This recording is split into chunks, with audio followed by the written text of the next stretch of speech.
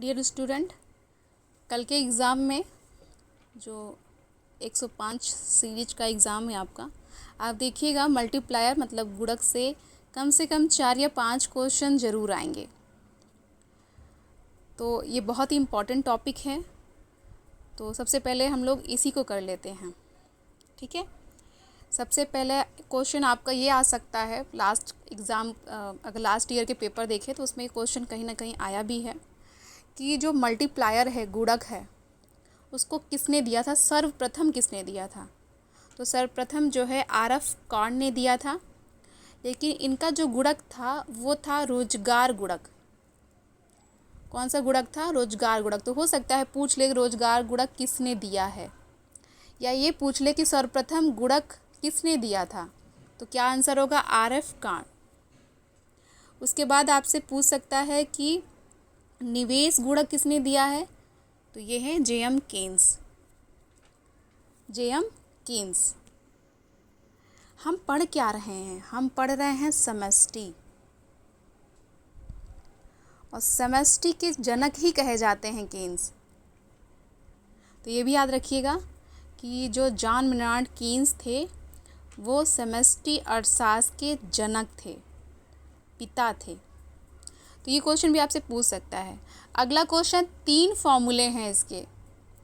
कभी कभी आपसे खूब ढेर सारा ऐसे फॉर्मूले लिखे होंगे कि बराबर delta I upon delta Y, या बहुत ढेर सारी चीज़ें लिखी होंगी, लेकिन उसका सही आंसर क्या होगा? उसका सही आंसर होगा डेल्टा आई, मतलब निवेश में परिवर्तन से आय में परिवर्तन। जो नीचे लिखा होता है उसकी वजह से ऊपर वाला बनता है, ठीक है।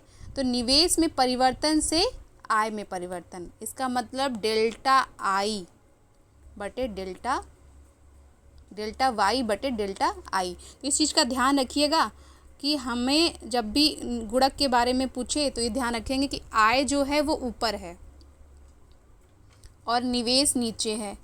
अब हमें ये याद नहीं होगा, कंफ्यूज हो जाएगा, तो हम बस याद रखेंगे आय ऊपर है, आय की हमें ज़्यादा ज़रूरत होती है, तो आय ऊपर है, ठीक है। डेल्टा ज़रूर होगा, डेल्टा मतलब होता है परिवर्तन। अगला फॉर्मूला क्या होता है? 1/1 minus MPC, marginal propensity to consume, मतलब सीमांत उपभोग प्रवृत्ति, ठीक है। अगला हो सकता है MPS, 1/MPS, मतलब मार्जिनल प्रोपेंसिटी टू सेव।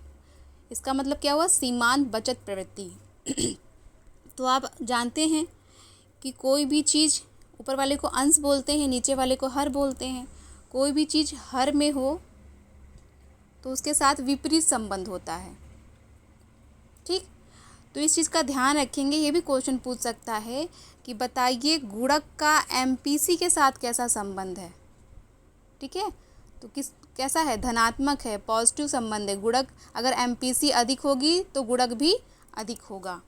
अगला क्वेश्चन है कि गुणक और MPS के बीच में कैसा संबंध है? तो ये ऋणात्मक संबंध है। अगर MPS अधिक होगा तो जो हमारा गुणक होगा उसकी वैल्यू जो हो वो कम आएगी। तो ये भी क्वेश्चन मतलब पूछ सकता है आपसे। अगला क्वेश्चन है कि अगर गुणक और त्वरक को जोड़ दिया जाए या इनका संयुक्त प्रभाव क्या होगा, क्या कहलाता है? तो ये कहलाता है सुपर मल्टीप्लायर, अति गुणक। इसको किसने दिया था ये भी पूछ सकता है। इसको हिग्स ने दिया है। क्या होता है? गुणक और त्वरक को एक साथ सम्मिलित करके उसका प्रभाव देखना, ठीक है। गुणक किसने दिया था? सबसे पहले आरएफ कॉर्न ने दिया था, उसके बाद कीन्स ने दिया। कीन्स के गुणक को निवेश गुणक कहते हैं। त्वरक किसने दिया? तो त्वरक जो है क्लार्क ने दिया था, JM क्लार्क। ये भी क्वेश्चन पूछ सकता है, ठीक है। और त्वरक का फॉर्मूला इसका जस्ट उल्टा होता है, delta I upon delta Y. तो एक फॉर्मूला याद करेंगे, दूसरा ऑटोमेटिक याद हो जाएगा, जस्ट उल्टा ही कर देना है। बस ये याद रखना है कि गुणक में आय ऊपर होती है, आय बटे निवेश होता है, इतना याद रखेंगे तो हो जाएगा। निवेश नहीं भी याद करेंगे, आय बस याद रखेंगे कि आय ऊपर होती है। आय भाई सबको चाहिए, पैसा सबको चाहिए। तो ऐसे याद कर लेंगे। ठीक है, ये सारे ही बहुत इंपॉर्टेंट क्वेश्चन हैं, आने ही आने हैं। अगला क्वेश्चन इसको बता दिया, त्वरक किसने दिया था? जे.एम. क्लार्क ने दिया था पहली बार। ठीक, उसके बाद क्वेश्चन आ जाता है, न्यूमेरिकल आ जाता है। आप लोग मैथ को देख के बहुत डरते हैं, लगता है कि अरे बहुत कठिन है, बहुत आसान है। आज के पेपर में भी ये क्वेश्चन आया है और लोगों ने सही ही किया होगा। तो पूछा है कि अगर ये फॉर्मूला है, उपभोग फलन ये है, तो MPC क्या होगा? पूछ रहा है कि MS क्या होगा।